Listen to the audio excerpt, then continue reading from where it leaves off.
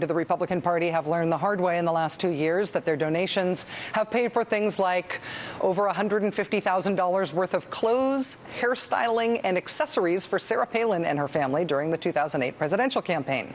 Republican donations were also spent by Senator John Ensign to put his mistress's teenaged son on the Republican Party's payroll for something described as research policy consulting.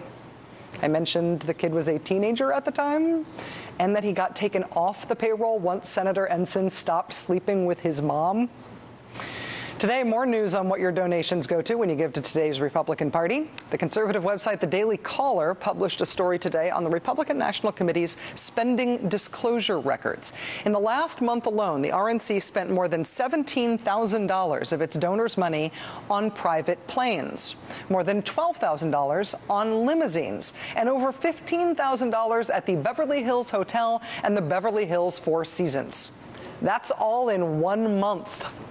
But in these disclosures of what the Republican Party spent its donors' money on last month, what's getting the most attention is not the most expensive item on the list. What's getting the most attention is one line item from February 4th that's classified under meals. It's just under $2,000. It's at a place called Voyeur West Hollywood. And Voyeur West Hollywood it's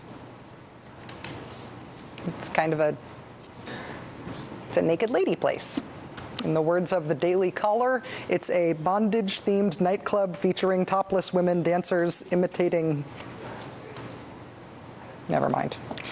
While Federal Election Commission filings confirm that the RNC spent nearly $2,000 in one night at the club in question, the RNC says it wasn't Chairman Michael Steele who personally was there. They say it was a political consultant named Eric Brown who expensed the trip to the strip club, telling The Hill, quote, "The chairman was never at the location in question. He had no knowledge of the expenditure, nor does he find the use of committee funds at such a location at all acceptable. Good reporting would make that distinction crystal clear. The committee has requested that the monies be returned to the committee and that the story be corrected so that it is accurate." In other words, the Republican Party's pushback on this story is not that they didn't spend almost $2,000 of Republican Party donors' money at a bondage strip club.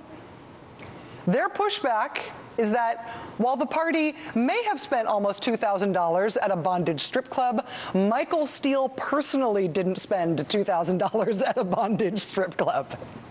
And yeah, they approved the Republican Party reimbursing someone's expenses for the bondage strip club, but now that a story has been written about it, they've changed their minds about approving that.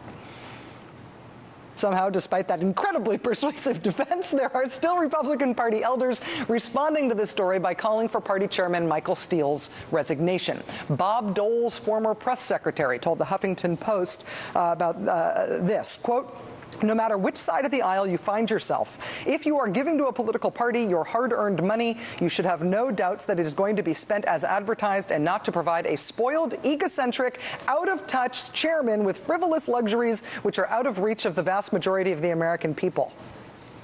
I don't know if it's frivolous.